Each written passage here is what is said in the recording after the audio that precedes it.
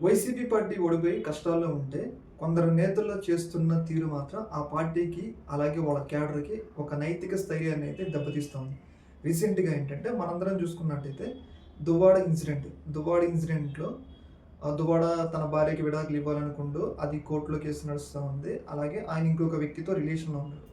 దివ్యల మాదిరి అని చెప్పేసి ఒక వ్యక్తితో రిలేషన్‌లో ఉన్నాడు. ఓకే. వాళ్ళిద్దరు రిలేషన్‌లో ఉన్నారు. మంచిగా ఉన్నారు. ఓకే. బానే ఉంది. కాపోతే వాళ్ళు మీడియాకెక్కి ఇస్తున్న ఇంటర్వ్యూలు ఏవైతే ఉన్నాయో, అది ఒక రకంగా వైసీపీ పార్టీకి కొంచెం దెబ్బతీస్తున్నాయన్నమాట. వైసీపీ పార్టీకి తెలియకుండా దెబ్బతీస్తున్నాయి. ఏమనుకుంటారంటే, మేము ఇంటర్వ్యూలు ఇస్తే ఏమైతది అని చెప్పేసి వాళ్ళు అనుకోవచ్చు. కాపోతే వాళ్ళ ఏజ్ డిఫరెన్స్ ఆమెకి 33, ఆయనకి 59 సంథింగ్ ఎంతో ఉన్నాయి ఏజ్.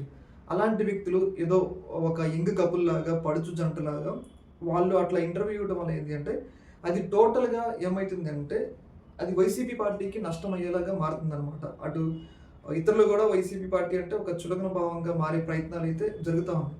ఏదేమైనా గాని జగన్మోహన్ రెడ్డి గారు గాని, వైసీపీ పార్టీలో కీలక నేతలు గాని, మీరు ఆ దువ్వాడ ఇన్సిడెంట్‌లో వాళ్ళిద్దరినే మీడియాకి ఇంటర్వ్యూలు ఇవ్వకుండాన్నా ఆపండి. లేకపోతే ఆయన్నే పార్టీ నుంచి సస్పెండ్ అయినా చేయండి. రీసెంట్‌గా కూడా వాళ్ళు ఆర్‌టీవీ అని చెప్పేసి ఒక టీవీకి ఇంటర్వ్యూ అయితే ఇవ్వడం జరిగింది.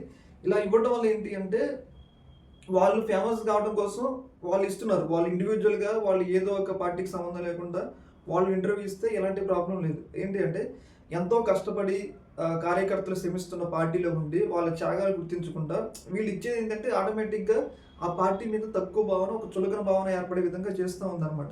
ఈ విషయాన్ని జగన్మోహన్ రెడ్డి గారు లైట్ తీసుకుండొచ్చు మేబీ. దీన్ని ఎక్కువ పట్టించుకోకపోవచ్చు. కాకపోతే అదేంటి అంటే లాస్ట్‌కి ఏమైతదంటే అది ఒక రకంగా పార్టీ ఒక క్యారెక్టర్‌ని దెబ్బతీసే స్థాయికెళ్తా ఉంటది.